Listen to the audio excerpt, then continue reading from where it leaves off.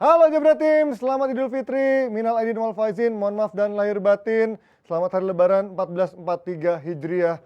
Ini kenapa ada ribut-ribut di sini kadang-kadang di kuping.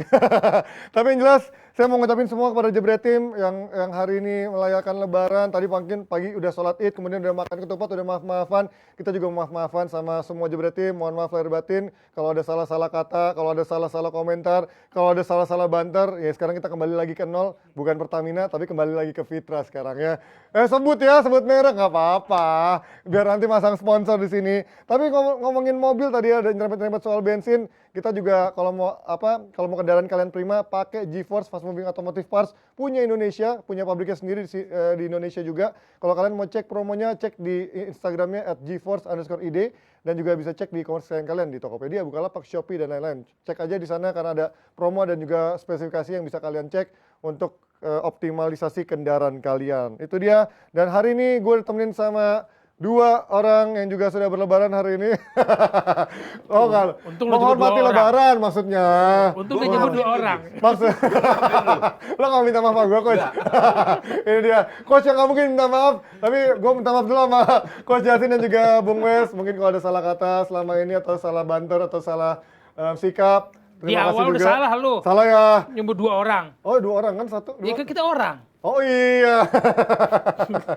Ya, maaf ya kalau misalkan ada salah, tapi mungkin ada ucapan juga Bung Wes atau Koci mau ke Jebret Tim. Ya, selamat lebaran yang pasti dan mohon maaf lahir dan batin. Kita mulai seperti yang lo bilang, kita mulai dari nol lagi. Nah, kita mulai makanya sekarang Tapi serang lagi.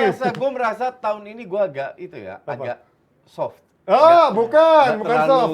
Enggak, itu karena kritik. Karena faktor kolom komen tutup kan, jadi kritiknya nggak banyak sekarang. Larinya sekarang ke tempat-tempat lain gitu. Dia bilang mulai dari nol, kesannya kok ngomongnya MU gitu. Bukan, ini nggak ada ngebahas MU dulu, Bung Wes. Mulai dari nol. Belum nyampe di situ. Belum nyampe di situ. Nah, bahasan hari ini kita menemani hari spesial Lebaran. Kita juga pasti mau sedikit review dari minggu ini karena sekarang sudah ketahuan semifinalis Liga Champions yang sudah berada satu kaki. Mungkin Liverpool sudah bisa dibilang satu kaki dan satu game lagi yang dibilang mungkin masih bisa dibilang 50-50 di Santiago Bernabeu nanti. Tapi sebelum kita lanjut, gue mau infoin dulu kalau di sholat Id hari ini juga ada stadion-stadion Inggris yang menggelar sholat Id, yaitu Ewood Park, markas milik Blackburn, dan rencananya juga ada stadion Inggris lain yang juga ingin menggelar sholat Id juga untuk menghormati kaum muslim yang ada di Inggris sana. Kalau kalian tadi sholat Idnya pada di mana guys? Mungkin di dekat rumah atau mungkin sengaja mau jauh-jauh di yang Al-Azhar Pusat ataupun di mana, boleh kasih di kolom komen. Mungkin yang doyan rajin ke Al-Azhar tuh emang mungkin pahalanya lebih banyak karena orang-orangnya lebih banyak gitu kan daripada yang cuma di komplek-komplek rumah lebih dikit ya. Kalau kalian mungkin tadi juga habis sholat langsung udah pada ini belum silaturahmi sama keluarga, udah minta maaf belum sama keluarga, sama orang-orang yang lebih tua, sama sepupu-sepupu atau sama kakak adik yang mungkin punya ada salah kata atau perbuatan atau sikap, juga monggo langsung, masih ada hari kedua besok dan juga bisa ngider-ngider silaturahmi walaupun katanya boleh ngumpul tapi nggak boleh makan. Jadi kalian boleh ngumpul tapi nggak boleh makan, nggak boleh buka mulut ya, tetap pakai masker. Oke, kita lanjut. Sebelum kita ngomongin lebih lanjut, ini kita ngomongin 4 calon pemain terbaik dulu ya. Ada Bung Wes dan juga Coach Yasin. Dari situs UCL ini ada 4 nama yang dipilih.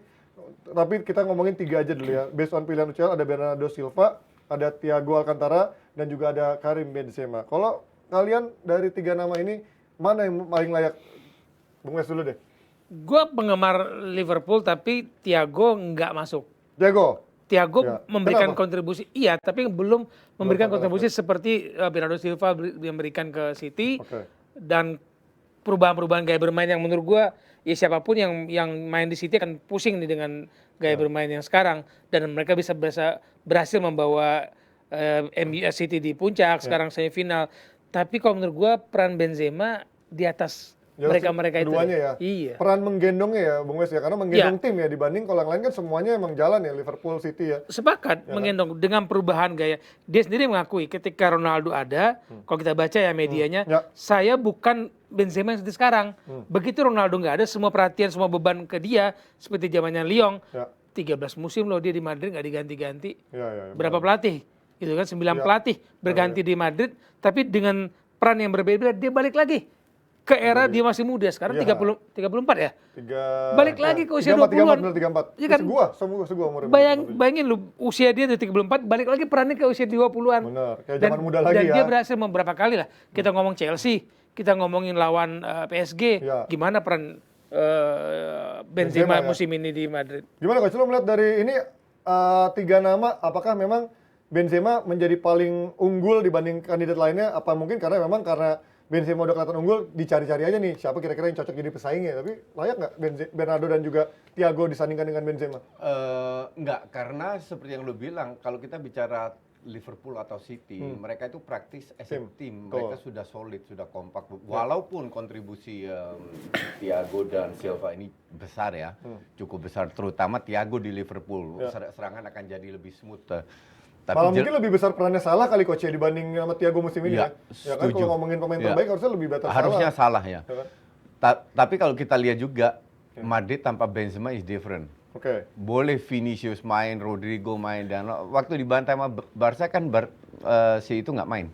Oke. Dan kemarin juga entah Madrid main dengan Valverde di kanan yang lebih bertahan atau dengan Rodrigo atau Asensio yang lebih menyerang, nggak ngaruh buat dia. Oke. That's why kemarin lu kebobolan 4 tapi gue bisa cetak 3 gol. Ngerti nggak? Dan Benzema 2 gol, dan itu selalu Benzema. Kita lihat lawan PSG. Benzema lagi. Kita lihat lawan Chelsea di kandang Chelsea. Benzema lagi.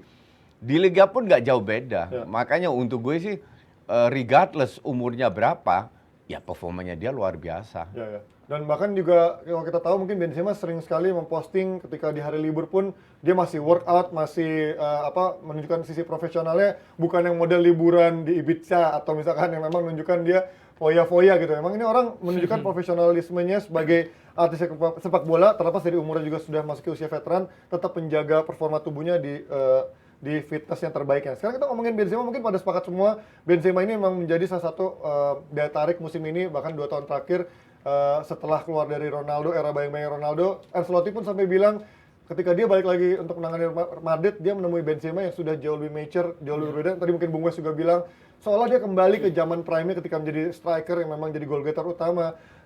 Tapi ada pro kontra. Banyak yang bilang dulu ketika dia ada Ronaldo mungkin bisa juga menjadi seperti itu, tapi dia menjadi keset buat Ronaldo gitu. Tapi kalian setuju nggak dengan itu? Apakah ketika ada Ronaldo dia bisa menjadi seperti itu, atau mungkin karena ada Ronaldo dia harus ngalah mau nggak mau? Dia bukan mengalah, dia bekerja demi kepentingan tim. Ya, oke. Gue masih ingat dulu, ini cerita dulu ya. Mungkin kalian nggak tahu, FC Utrecht itu punya 2 pemain. Satu namanya John Van Loon yang main di timnas, satu Eric Wielaert. Ini tahun berapa Coach? 80-an. Masya Allah belum lahir. Eric Wielaert masuk, mendadak dia jadi top skor. Perannya John Van Loon ini diabaikan. Dibeli oleh Mönchengladbach, Gatot, karirnya selesai. Oke. Sementara John Van Loon balik lagi, bersinar lagi. Buktinya dia main di timnas. Nah, hal-hal kayak gini ini sebenarnya sudah sering terjadi. Yang mau gue sampaikan sudah pernah terjadi bahwa seorang pemain itu tanpa dia cetak banyak gol atau kasih assist, dia bisa punya kontribusi. Apalagi di depan. Dan itu dimanfaatkan full dengan Ronaldo. Oke. Nah, sekarang nggak ada Ronaldo, ya udah, gue sekarang berada di perannya Ronaldo. Vini membantu, tapi apakah Vini benar-benar sebanyak itu kasih assist ke Benzema? Ya paling banyak ya Vini tetap sih. Iya, yang lain gitu ya. tapi kalau lihat dari jumlah golnya nggak begitu pengaruh juga, ngerti nggak? I mean, kalau Vini nggak kasih assist pun dia tetap dominan dari si cetak gol. Maka dari itu gue bilang Benzema ini luar biasa di usia segitu. Bahkan gendong kan dia. Dia gendong pemain Rodrigo, Vini, Junior dia gendong. Benzema dan Modric itu 2 pemain yang gendong. Bahkan satu udah 37 tahun, satu 34. Ya, tapi Bung Wes tadi kan sempat bilang dia sekarang juga kembali menjadi performa seperti waktu di Lyon. Tapi mungkin nggak kalau dia nggak juga bermain sama Ronaldo gitu, dan dia juga tahu cara bermain jadi striker nomor 9 yang lebih. Ronaldo kita tahu dulu semusim bisa nyetak 40 gol, 50 gol seperti halnya Messi gitu. Ketika dia nggak main sama Ronaldo, mungkin nggak dia bisa semateng ini di usia tuanya. Karena kan mungkin learning from the best itu juga bisa menjadi inspirasi buat dia bisa bermain lebih matang di usia karir di veterannya gitu. Nggak tergantung siapa Ronaldo atau enggak, tergantung dia individu dia sih. Kalau ngelihat Zlatan sampai 40 tahun masih mau main itu kan kembali ke diri dia. Ronaldo 37 tahun kembali ke diri dia. Luka Modric tadi 37 kembali ke diri dia. Dia masih punya keinginan bermain nggak, konsepsi kebahagiaan dia bermain itu di lapangan dia wujudkan tadi. Dia belajar dari Ronaldo loh untuk menambah jam latihan. Betul. Itu dia belajar dari Ronaldo. Nah, Bayangin dia belajar dari dia Ronaldo dulu juga kan sebenarnya. mereka datang barengan ya. 2009 2010 gitu. Ronaldo 9 tahun, dia 13. Dia pindah. Istilahnya kalau dia mau selesai pun dia selesai kok 34 tahun. Dia balik aja main di mana kayak di Prancis ya kan. Bebannya. Ini bebannya diambil semua sama dia. Real Madrid yang istilahnya DNA-nya Liga Champions tuh Real Madrid. Nah, diambil semua bebannya dia. Gendong anak-anak muda di dia, dan kalau dibilang mau nggak dia kalau pindah ke tempat lain atau nggak Ronaldo dia akan seperti ini, belum tentu. Sama jawabannya, kembali ke dianya.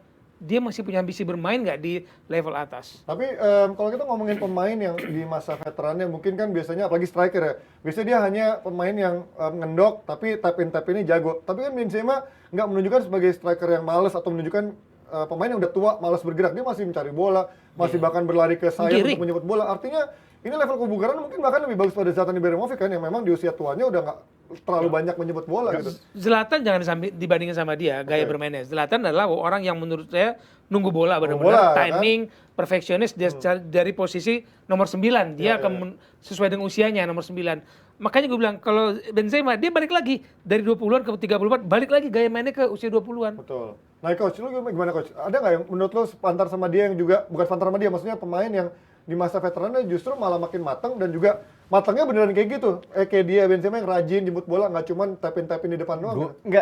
Sebenarnya masalah rajin atau enggak itu tergantung sistemnya. Oke. Dan kalau kita bicara kebugaran itu kembali lagi ke prinsip kedisiplin pribadi pemain. Contoh paling bagus Ronaldo lah di umur 37. Nah, kalau kita bicara 30 plus paling Lewandowski. Memang Lewandowski tidak bekerja sekeras Benzema, tapi kan sistemnya tidak butuh juga. Nah, yang jadi masalah dengan pemain 30 plus ini, by the way dingin banget di sini. Ya. Nah, itu kalau udah 40 plus kita akan kedinginan. 50 sorry. By the way dengan pemain yang 30 plus ini, yang jadi masalah itu kalau mereka recovery dari cedera. Oke. Itu yang lebih lama ya. Lu mau latihan sehebat apapun, pada saat lu kena cedera, yang nggak ada hubungannya dengan latihan, jadi bukan hamstring atau apa, tapi recovery-nya lebih lama. Itulah kenapa Red Bull, salah satu filosofi dari Red Bull, beli pemain U23, karena recovery-nya lebih cepat. Kalau lihat gaya bermain mereka itu sangat eksplosif dan kesempatan untuk cedera itu lebih besar, sama kayak pemain kayak Dembele lah. Dembele eksplosivitasnya itu lebih gede daripada Busquets, contoh, ya kan? Maka dari itu peluang cedera itu dia lebih besar. Jadi it doesn't matter umur berapa, selama dia bisa hidup profesional. Gue ingat omongan Coach, gue menyambung. Gue ingat Eden Hazard. 7 musim di Chelsea.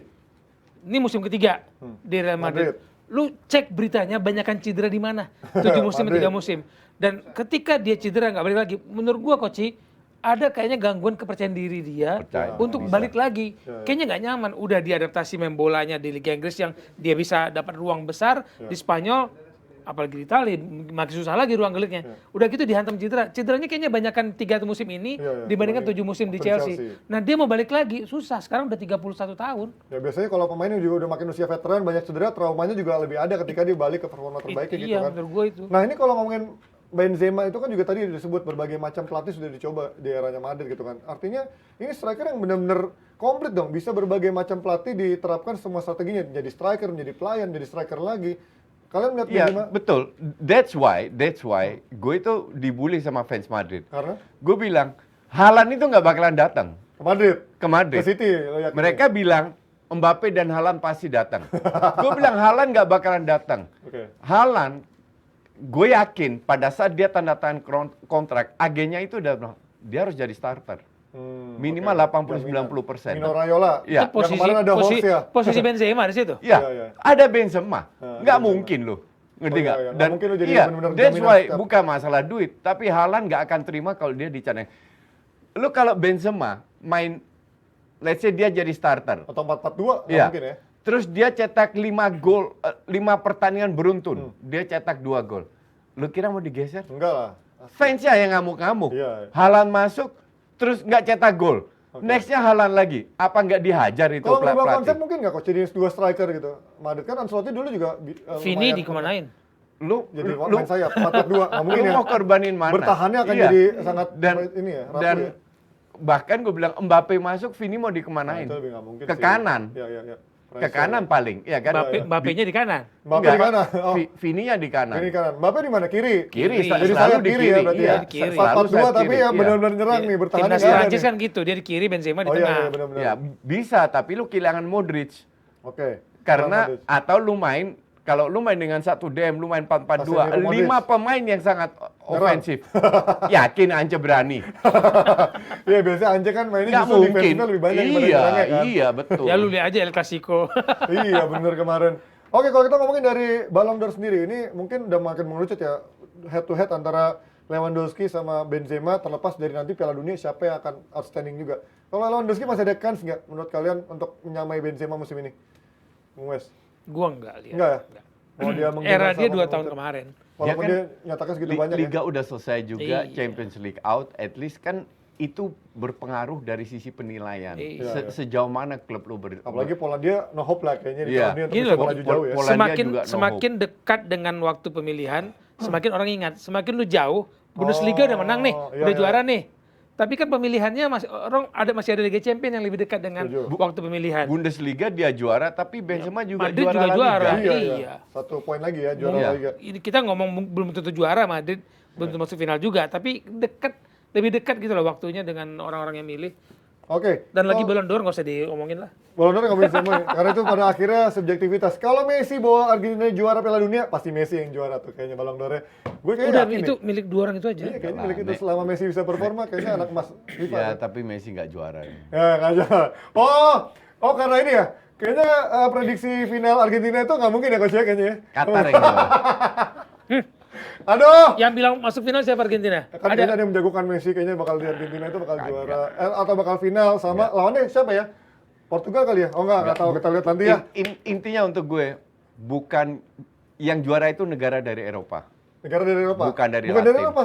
Latin? Bukan. Afrika dong? Enggak, dari Eropa. Oh dari Dari Eropa, Eropa, nggak mungkin iya. nggak dari Eropa ya? Bukan dari Dia mau Latin. ngomong Belanda. Nggak Bukan mungkin. Brazil, bukan Argentina. Dan gue nggak bilang Belanda juga, itu dia aja yang ngomong gitu. Kalau kalian jebret tim, setujuan Benzema atau Lewy yang menjadi Ballon d'Or? Dan boleh kasih argumentasinya terlepas dari jumlah golnya di liga masing-masing atau dari soal urusan menggendong timnya. Gimana pun juga, tapi Florentino Perez pasti udah sadar Benzema ini juga butuh regenerasi. Tadi mungkin isunya datengin Haaland, Mbappe. Kalau Mbappe mungkin masih bisa lah untuk bisa dijadiin tandem sama Benzema karena faktor senior dan junior. Tapi Iya. kalau Haaland kayaknya nggak mungkin lah. Nggak Dia pasti mungkin pengen Haaland jadi datang, main nggak utama, mungkin. pengen Kayaknya jadi ke City superstarnya. dah. Duit segitu, Kayaknya ke City, iya, bukan ya. kayaknya, pasti ke City. Karena Pep udah pernah ngomong kan, Kecuali saya butuh pemain nomor 9. Dia ngomong ya, gitu. kecuali kalau Kroenke lagi sarap dibajak sama Arsenal. Tapi nggak mungkin banget. Kroenke lebih nggak mungkin lagi sih tapi itu kayaknya. Bayarnya pakai apa ya? Kroenke itu lebih kaya dari Glazer. Ya, Pelitnya. Pelitnya beda. Ya Benzema tuh juga kayaknya nggak mau sih. Tapi kalau kita ngomongin dari sosok yang mirip Benzema, ada nama yang bisa dibilang mirip nggak nih? Amin Gouiri dari pemain dari Nice yang katanya pernah masuk radar Zidane juga, Bung Wes. Nomor 11 itu ya. Iya yang dari Nice tuh. Kayaknya kalau gue bilang dia lebih mirip Eden Hazard deh. Hazard ya, Gaya bukan mainnya Benzema ya? giring-giring bola, Tapi kan gocek-goceknya. Benzema sempat yang di Lyon juga sempat gayanya giring-giring bola di sayap juga. Ya kan? kalau Iya. untuk mengganti nomor 9 di tengah ya, Nggak dia kan mungkin, banyak di sayap mainnya di kiri-kiri itu kan. Meskipun posisi utamanya kalau nggak salah striker. Tapi kalau lihat mainnya, lu lihat nonton-nontonnya, kayaknya dibanyakan di sisi kiri deh dia. Lah Vini ada di situ. Kayaknya emang kalau ngomongin mirip-mirip nih susah ya, karena dulu ada the next Benzema, kalau kalian ingat Isaac Belfodil tuh mukanya agak mirip, mainnya katanya agak mirip, taunya ya kita lihat lah dia di Inter gagal, terus sekarang lang-lang buana di tim-tim gak jelas di tim Jerman yang namanya, yang pokoknya the next itu biasanya susah, kecuali mungkin Messi ya. Di Indonesia The banyak next the Maradona. next. Hah? The next di Indonesia banyak. Siapa yang udah the next ini siapa? Ya the next. Ya kagak ada ininya, ikonnya gak ada ya. The next. Nggak ada the next Messi, ikonnya belum dapat di Indonesia karena belum Dulu pernah ada yang enggak, pernah the juara. next Maradona. Orang nyebut banyak banget. Ya. Aymar, Tapi Messi Riquelme, lumayan segala lah, macam. pecah Lu telur ya. nggak usah ngikutin the next. Mereka punya Ininya tempat sendiri. kejayaannya di waktu yang sama. Jadi nggak usah ngikutin the next. Lu bangun aja kejayaan lu sendiri gitu. Tapi gue setuju sih kalau Messi itu paling mirip sama Maradona karena ada yang gaya golnya yang benar-benar mirip tuh yang dari tengah dijajarin sama golnya Maradona 5 pemain. Nah, itu Gol kalau tangan Tuhan kalau juga individu. ada. Tapi lihat bagaimana Maradona mengangkat Napoli yang dari tim, entah berantah. Ya. Gitu loh. Oh, iya. Kalau Messi sudah Di Napoli mewah, kelar. Iya, dikelilingi betul. mewah. Mungkin akan pemain. Ya, Beda ya. tetap harus kerja keras juga. Iya. Tetap harus Jadi bagus. nggak bisa membandingkan apple to Cuman apple. beda, Gue nggak paling bisa dibanding. susah membandingkan apple to Dan apple. zaman sepak bola zaman Napoli kan sekarang beda Ya, banget. ya, beda banget ya. Nggak bisa dibandingin pemain yang dulu giring-giring bola bisa jadi Iya. ikonik sama sekarang yang udah sama sistemnya lebih Iya, jalan ya. iya. Pemain mungkin udah nggak leluasa kayak zaman dulu. Maradona bisa dribbling-dribbling, Iya, nggak ada yang iya. nekel, nggak ada yang jaga kayak Chiellini gitu. Kayaknya Sekarang agak berat. coba aja. Terus sekarang bandingin aja kapan kubu selatan, kapan kubu Italia juara di Italia. Coba lihat. Iya. Habis Napoli juara ada nggak juara lagi? Nggak ada. Kayaknya nggak ada. Udah itu kan udah Juventus bersama. Maradona, makanya iya. stadionnya Maradona. Iya, Maradona Stadion ya. Oke, kita balik ke UCL biar lebih seru lagi karena kemarin kita sudah melihat leg pertama begitu sengit, drama 7 gol terjadi di Etihad Stadium. Sekarang kita akan di Etihad Stadium ya. Sekarang kita akan bermain di di Bernabeu leg City, kedua di mana Madrid bisa dibilang kemarin mungkin sedikit bisa bernafas lega karena katanya hasil kemarin walaupun kalah rasa menang gitu ya karena mereka punya chance yang besar, punya chance yang sama besar 50-50 Nah, terlepas bukan dari bukan kalah rasa menang. apa? Kalah rasa seri. Kalah yang bisa disyukuri. Nah. Kalah yang bisa dimaafkan. Karena Gitu. pas gol terakhir tuh mereka benar-benar bahagia. Iya. kan? Woi, kalah aja. Ini ada Ini memesnya. banyak teori. Kalau Bisa kalian kemenangan. tahu memesnya Coach Jason yang kalah ya kalah aja gitu kan. Banyak ada tuh memes teori. beredar di mana-mana. Nah, ini kita ngomongin preview soal Madrid lawan City. Kemarin kita sempat bahas Bung Wes katanya coach dengan adanya Cancelo maupun Walker nyaris peluang untuk Madrid akan semakin sulit untuk bisa lolos dengan adanya Cancelo dan juga Walker karena menambal kebolongan mereka yang kemarin di leg pertama kemarin. Gimana menurut Bung Wes? Kalau menurut gue dari leg pertama dua-duanya punya back yang Hancur. banyak PR. Ya. Banyak PR. City bisa main begitu dekat dengan gawang Madrid, Madrid pun bisa begitu dekat dengan gawang City. Oke. Dari 6 tembakan Madrid kan cuma 1 di luar kotak penalti. Selebihnya mereka dapat dalam kotak penalti. Ini PR buat kedua tim. Oke. Tapi kalau lu bilang ini misalkan kekalahan yang bisa dimaafkan atau kalian bisa terima, mereka melihat itu peluang di situ. Mereka babak pertama itu ada disaster mereka bilang. Babak kedua ini ada opportunity untuk di second leg Iya. dan belajar dari pengalaman Chelsea. Mereka kalau 0-3 loh di Iya, Bernabeu. Nggak boleh terulang lagi, nggak akan terjadian kalau mereka kalah 0-3, ketinggalan 0-3 dari City di Bernabeu, nggak akan terulang Iya, iya. sama Chelsea gini. Gimana Coach? Ada update dari kemarin statement lo kalau dengan adanya Cancelo dan Walker ini makin diobok-obok lagi Madrid dengan kemarin aja udah sebenarnya sih. harusnya hasilnya lebih besar kemarin Nggak, dibanding. bukan. Orang itu kan selalu melihat satu ini nggak ada goal away. Ya, benar gak ada gol tunnel. Jadi 3 gol itu nggak ngaruh. Oke. Terus kedua mereka lihat mereka main di kandang, kagak ngaruh juga. Karena 2 tahun yang lalu Iya, lawan seri di City tapi menang di Bernabeu. Bernabeu. Nah, untuk gue yang menarik adalah apakah Madrid Pep kembali menerapkan sistem kayak kemarin seperti biasa Ya. atau kayak 2 tahun lalu lebih bertahan, lebih hati-hati ya. ngandelin crossing, lebih memanfaatkan ruang karena yang harus keluar ini kan Madrid Lebih baik main menurut lo? Bermain dengan lebih hati-hati atau bermain dengan seperti leg pertama kemarin? seperti leg pertama. Walaupun juga impact-nya kemarin ada banyak juga Iya. defense error ya gitu Betul. ya. Errornya Kan aja diperbaiki. It doesn't matter. Lu cetak 3 gol kebobolan Wah, 2 gitu gol, you kalimat. still win the game. Salah lagi gue mancing kata-kata itu kan. Nggak penting kan? Iya. It's about how to win the game kan. Oke. Lu Iya, mau kebobolan 10 nggak masalah, asal lu cetak 11 gol kan. Iya, Jadi kalau gue bilang ini sudah dikalkulasikan dan Madrid mau nggak mau harus keluar. Mereka nggak bisa bertahan terus kena counter, terus ketinggalan 2-0 baru Rodrigo masuk, Iya. Valverde digeser ke tengah, nggak bisa kayak begitu bisa. lagi. Udah langsung harus main Itu nyerang dari harus awal. bener-bener main di tengah paling kalau gue bilang Casemiro, Modric sama Valverde. Iya. Karena Kroos akhirnya ini agak kurang. Kurang. Valverde semua bola diuber. Iya. Di depan Rodrigo, Vini sama Benz. Benzema. Di belakang, nah ini yang PR untuk Madrid. Iya, Karena iya. nggak banyak pilihan. Iya, cuman mentok gitu. Iya, lu Alaba kemarin juga sempat Alba nggak fit, juga kan? error. Iya, Karena nggak fit juga kemarin. kalau makanya diganti, Alaba seandainya nggak main, tambah error. Nacho sama Militao, good luck aja. lu. Kalau City mungkin kemarin perbaikannya dengan adanya Cancelo dan Walker ya, artinya Iya. dia bisa menjadi kekuatan terbaiknya. Sementara Madrid kemarin sudah hampir kekuatan terbaiknya walaupun Alaba nggak dalam keadaan fit. Kalau Alaba nggak fit, kelar berarti menurut Nacho dan Iya. Militao tuh bakal menjadi lubang yang sangat besar untuk Iya, Madrid. iya. Walaupun Lu ada harus Casemiro. nunggu benar-benar nunggu starting line-up-nya Oke. untuk melihat peluang Real Madrid. Kalau bilang mengganti Alba ya lu selesai sih. Bukan mengganti, asumsi dia cedera. Oh iya. Dia nggak main. Adanya Luka Vallejo dan juga Kalau Nacho. Militao Nacho gue selesai gue. Walaupun udah ditandemin, dilapisin sama Casemiro yang punya Casemiro kan semua orang. Satu orang. Casemiro satu orang. Iya. Lu geser bola dari jarak 6 meter, dia mau apa? Iya. Dia lari ke sini, passing lagi, Casemiro udah you're gone. kecepatannya juga. Selesai. Ada Valverde juga kan tadi lo bilang kemungkinan kalau masangin Iya. Tokyo dia maka Oke. sama si Akam si Brazil itu kan. Justru pemain yang suka lari-lari itu ketemu City nguber pantat. Oh iya, kayak main kucing-kucingan ya, Iya. apa namanya istilahnya kalau latihan. Jadi ruang yang ditinggalkan itu gampang dimanfaatkan. Oke. Cuman kalau gue jadi orang Madrid, gue kan lihat kemarin banyak kan melalui Foden kan serangannya. Oh iya, lewat kiri kiri banyak kiri ya. Nah kemungkinan akan berubah lagi jelas.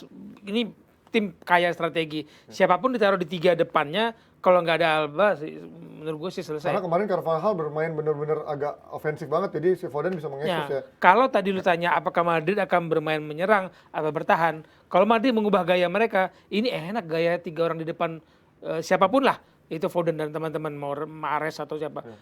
Kuncinya Kevin De Bruyne tinggal ngatur lihat siapa yang main, jadi itu di depan 3-3. Tapi kan ini City berkali-kali di pertandingan terakhir dia juga rajin merotasi skuadnya gitu kan untuk menjaga kebugaran di IPL juga Iya. masih showdown sampai 3 pertandingan ke depan. Artinya apakah Pep akan turun dengan skuad kemarin ya atau menurut kalian akan ada rotasi seperti masukkan Sterling atau Grealish di sana? Kalau depan mungkin Sterling, tapi kalau di tengah mungkin ya Gundogan yang main, Gundogan. bukan Silva. Bukan Bernardo. Oke. Ya, Kenapa coach? Jadi di tengah lebih solid Oh, secara defensif. Rodri, Gundogan. Ya, kalau lu lihat Silva ini secara defense kan Jelek, nggak terlalu kurang, bagus. ya, kurang. Bukan jelek tapi kurang. Kurang, ya. Dia lebih bagus dari sisi menyerang kan. Betul. Sementara Gundogan ini pemain kan very smart. Ya, ya. Sering cetak gol karena dia tahu kapan dia harus Positioningnya bagus, masuk. ya. Iya. Baca the game- Dan the game-nya bertanya juga bagus, very cool. Kalau gue jadi si Pep, gue akan turunkan Gundogan bukan Silva. Gundogan, Rodri sama Kevin De Bruyne. Gimana Bung? Iya. Setuju juga seperti Iya. itu? Backnya berarti yang turun akan sesuai Walker kanan, kiri Cancelo ya? Tengah. Ya, Cancelo bisa kiri, bisa juga di kanan kalau Benar, kepepet. Cancelo kiri, Walker kanan. Kalau kalian berarti melihat akan ada kejutan nggak di Bernabeu? Atau City udah hampir lolos? Ada. Selalu menanti kejutan dan Ada Kenapa? dibantai yo. selalu gue menanti Madrid kejutan. dibantai. Iya. Kita pakai baju putih semua loh. Bilang Madrid dibantai nih. Iya. Kesannya kita mendoakan Nah. Madrid kalah ya. Bung Wes juga. Nggak, Madrid lolos. Madrid lolos. Why? Kenapa? Nah ini nih. Ayo Kenapa satu nih? tiket. Gua nggak berani lah itu. Karena kita pakai baju putih. Kita baju putih ya. Ah. Tapi apa? Ayo, satu Bung Wes tiket yang melihat bisnis ada Singapura. kelemahan apa yang bisa mungkin diekspos dari City kemarin? Gue sama-sama tadi gue bilang Apa lini, mentalitas lini ya? belakangnya benar-benar parah di dua-dua. Tapi apa yang diperlihatkan oleh City dengan mereka sudah unggul, mereka sudah bisa menguasai permainan, tiba-tiba berbalik arah, itu menunjukkan kematangan Madrid di Liga Champions itu bukan kaleng-kaleng. Oke, masih Nah, ada. begitu mereka bermain di kandang, pelajaran mereka harus bersyukur. Chelsea sempat menampar muka mereka dengan 3-0 sebelum kalah exactly. 2-3. Dan mereka akan belajar dari situ. Dan pelajaran itu yang menurut gua menjadi momok buat City. Madrid sudah belajar bagaimana memperbaiki penampilan mereka di Liga Champions. Kalau kalian diberi tim, pilih mana? Real Madrid atau City yang lolos? Dan apakah akan ada kejutan besar seperti kata coach mungkin Madrid dibantai atau justru comeback dari Madrid yang bisa mengalahkan dan juga mengubur kembali mimpi Pep Guardiola meraih Champions League pertamanya bersama Manchester City. Dan kita sekarang geser ke game lainnya yang mungkin sulit juga diprediksi, sulit orang memprediksi akan ada kejutan bahwa tim kapal selam atau pempek kuning ini bakal bisa lolos ngalahin Liverpool. Tapi sepak bola itu pasti bisa ada unsur kejutannya yang mungkin seperti Bayern Munchen kemarin bisa kalah. Kalau kalian dengan unsur 2 gol, unggulan 2 gol, apakah ada kemungkinan itu sama sekali untuk bisa Villarreal paling nggak berapa persen untuk bisa lolos, coach? Enggak. Gini. Walaupun di babak pertama kemarin mereka cukup solid ya bertahan ya. Gini, the problem dengan Villarreal is mereka itu nggak mungkin bertahan. Dari awal lu udah ketinggalan 2-0, lu main di kandang, you take risk. Iya, mau nggak mau. The problem dengan Villarreal adalah kualitas pemainnya. Mereka 10 kali passing yang sampai cuma 6. Iya, Ngerti nggak? Dan itu yang tidak sampai itu bisa bahan buat Liverpool untuk di counter. Ya. Oke. Ngerti nggak? Ya, Jadi kalau lu bilang Liverpool main jelek, oh Liverpool pernah main jelek. Golnya kalau nggak salah lawan Burnley atau apa. Iya, Ngerti nggak? lawan- Lupa. Tapi 2 goal difference ini nggak dilepas. You main jelek, lu cetak gol, you still win the game, itu katanya kalau kata coach ya.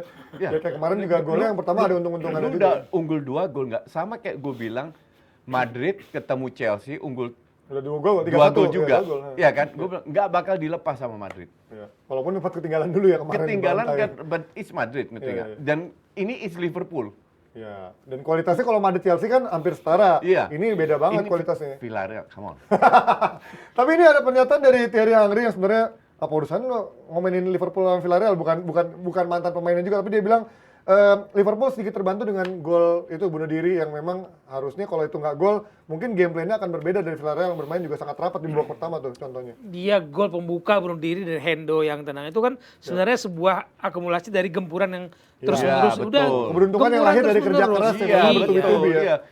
Kalau kita bicara keberuntungan, it happens gitu loh. 10% itu pasti ada minta keberuntungan. Dan kalau keberuntungan itu tidak terjadi, bisa aja mereka cetak gol dari sudut-sudut yang lain. Iya, Tapi memang betul sama kayak Everton. Oh, iya, Sama iya. kayak Everton. Kalau gol pertama nggak terjadi, bola nggak di-heading ke belakang, mungkin nggak gol, ya kan? Iya, iya. Tapi setelah 1 gol terjadi, cetak gol kedua, bahkan bisa ketiga, ya kan? Iya, iya.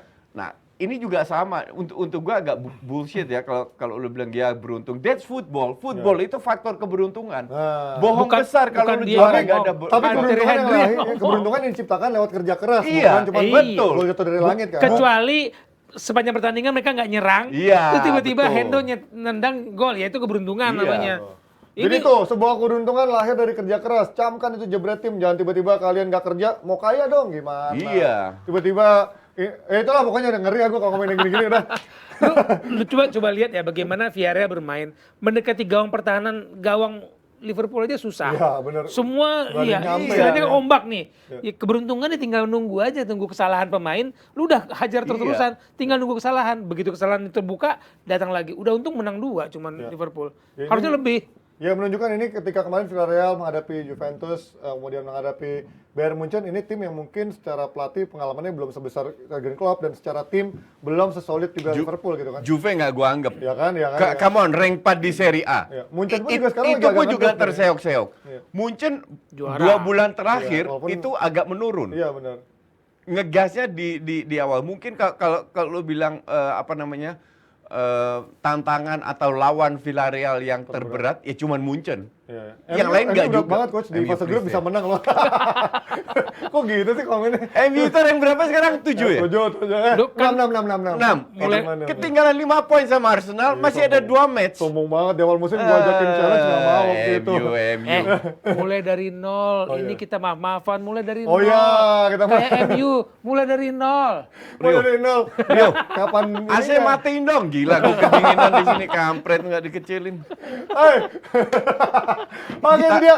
Tadi pamer-pamer remote doang.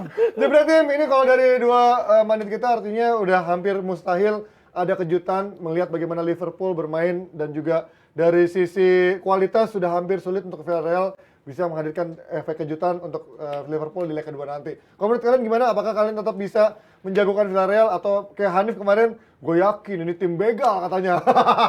Emang kemarin ada yang komen di kolom komen jebret di DPI katanya gue lebih percaya kiamat bakal terjadi daripada komennya Hanif katanya Villarreal bakal juara gitu. Aneh banget emang Hanif tuh.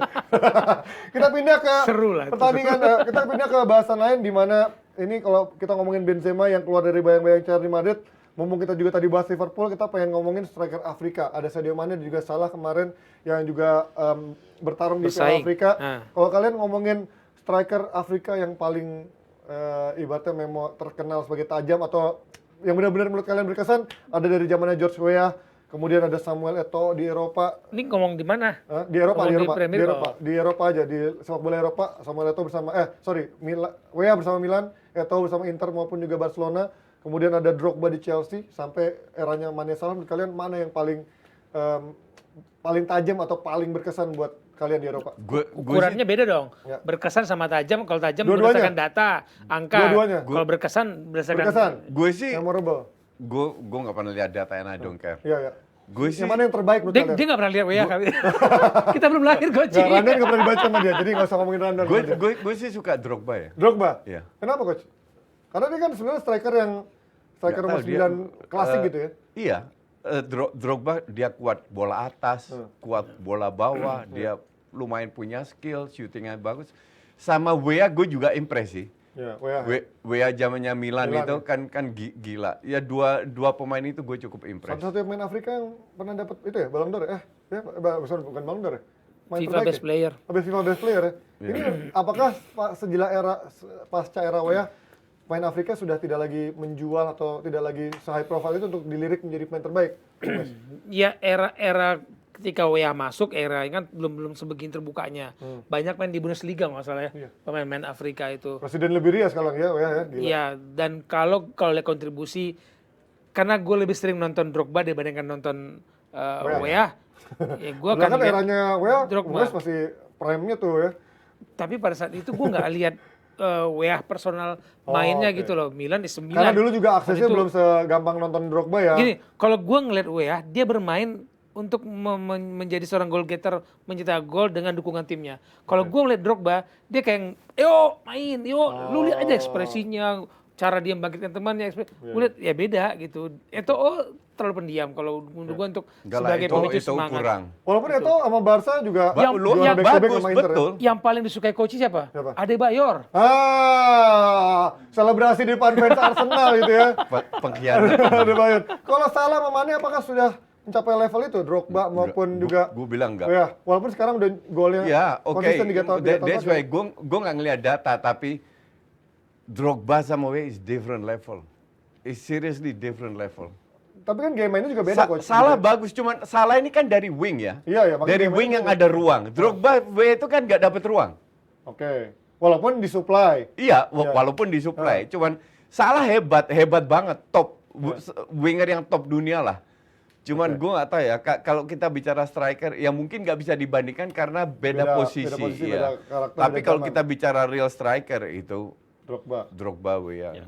Salah dan Mane juga kiri kanan kan. Iya, ya. Iya winger lah. Kalau dua-dua mau wing. kita ngomongin Firmino. Ya, ada, situ kan. bukan Tapi Afrika, tapi. kalau untuk Afrika Tapi untuk untuk ukuran perannya winger bisa mencetak gol seperti saat ini menjadi top scorer, berarti Kalau dia menjadi luar gol, biasa dong. Sistemnya juga beda, Ji. Oke. Dulu wingnya itu murni Supply, supply. gitu. Saya Sekarang bener-bener- wingnya masuk. Dulu kan Lu cuman zaman dulu wingnya passing ke kerumunan, Angkat dicetak bola, gol sama angkat Wea bola. gitu ya. That's why untuk gua agaknya kok netizen kita itu suka membanding-bandingkan. Ya, Karena ya. sepak bola itu tiap 5 tahun praktis berubah terus, ngerti nggak? Ya, ya. Jadi lu nggak bisa bandingkan, apalagi dibandingkan dengan 20-30 tahun yang lalu. Ya, ya, benar. Kan aneh gitu. Tapi emang habit membandingkan itu emang bukan cuma netizen. Dalam rumah tangga pun, ya elah jadi ngomongin rumah tangga. Makanya suka ada banding-bandingkan kan lebih enak yang mana gitu kan. Dalam pacaran ya, kalau rumah tangga pengalaman satu pribadi aja lu gitu ya. Enggak, itu pacaran, kalau rumah makanya tangga jangan kebanyakan pacaran. Tanya coach kalau soal pacaran. Kalau kita ngomong Jebret Tim, menurut kalian pemain terbaik Afrika atau striker atau penyerang terbaik Afrika, mana yang menurut kalian paling berkesan, paling terbaik di eranya Wea, Drogba, sampai eranya Sadio Mane dan juga Salah? Atau mungkin ada kalian setuju Nwankwo Kanu misalnya, ataupun Adebayor, boleh kalian komen, atau mungkin Mido Ahmed Hossam zaman dulu, Mesir kan ya, Astaga. Afrika juga ya. Kalian boleh kirim komen atau juga saran, dan juga pastinya ini menjadi akhir diskusi kita malam ini. Hari ini malam ya? Sekarang kita apa? Oh ya, sedikit dua patah kata harapannya di Lebaran ini, Bung Wes, bersama DPI. Mungkin harapannya kita kembali lagi ke nol untuk mencapai kemenangan bersama DPI. Lu kasihan. Sekarang lu udah banyak ngomong- siaran ya, habis dari DPI udah banyak siaran ya ngomong siarannya. NH, Siaran di TV-TV sekarang. Enggak ya? Enggak ya? Emang udah banyak. Banyak kalah gue. Enggak, kerja nyari duit ah. Nah, Piala Dunia kayaknya dapat nih ya. Enggak tahu. Nggak tahu, udah ada callingan kayaknya nih ya. Belum. Oh, belum ya. Lu calling gua. Harapannya apa? Enggak, Bung gue Wes? berharap gini, semakin hari kesini gue semakin merasa susahnya berdiskusi dengan orang yang punya pemahaman tanpa literasi, tanpa bacaan. Diskusi itu dia menginginkan jawaban yang dia inginkan, bukan yang dia butuhkan. Ya kita berharap kita diskusi DPI ini, lu dapat yang lu inginkan, tapi dapat juga yang lu butuhkan. Butuhkan itu ya istilahnya, ya pengalaman-pengalaman coach jangan itu kan. Udahlah, lu ingin begini oke, tapi yang lu butuhkan juga dapat di sini. Betul. Gimana coach? Sekarang udah kembali lagi fitrah dengan set baru. Harapannya apa? Apalagi ini hari kemenangan. Kita harus menang di tahun ke depan ini. harapan gue itu kan bukan untuk DPI ya. Kalau kita melihat tujuan dari DPI salah satu kan mengedukasi. Tujuan gue bikin jadi pelatih, tujuan gue untuk bikin YouTube kan karena gue bisa meng-share info, mengedukasi. Kalau lu nggak setuju, fine-fine aja. Tapi justru gue lihat banyak sekali orang yang berubah pandangan. Melihat bola dulu seperti apa, sekarang setelah 3-4 tahun jadi dompanya Jastok berubah. Ya kan? Nah, dan ini gue tetap berharap juga untuk terutama untuk Jebretim untuk Jebretim bahwa ya semoga kalian juga berubah gitu loh. Jadi bukan karena kita di sini ngoceh-ngoceh aja terus lu cuma ngeliat berisiknya. Enggak. Gua harap Jebretim lebih pintar lagi, lebih bijak, lebih tahu bahwa sepak bola itu bukan hanya menang kalah. Banyak yang kita bahas dan semoga kalian lebih pintar. Kalau kalian tahu mungkin ini hanyalah sebuah bahasan manis karena tahun 2024 nanti akan ada ormas dan juga partai di bawah Coach Yasin ya, kalian tunggu aja. Sebenarnya domba-domba itu dibangun untuk menuju tahun politik nanti. Perlahan kan domba-domba apa aja udah mau nih disuruh sama Coach Yasin. Lama-lama mau ntar nyuruh dia jadi presiden atau minimal wakil rakyat di DPR nanti. Jangan percaya, lu jangan percaya. Oh ya, sekali lagi kita ngucapin mohon maaf lahir batin, selamat lebaran dan juga besok masih ada lebaran kedua. Jangan lupa bersilaturahmi sama keluarga dan jangan lupa masih ada Depdagri di hari lebaran kedua besok, jangan lupa nonton. Dan pastinya thank you semua Jebretim yang udah nonton. Sampai ketemu di DPI episode berikutnya minggu depan. Dan selamat lebaran. Allahu Akbar, Allahu Akbar, Allahu Akbar. Bye-bye.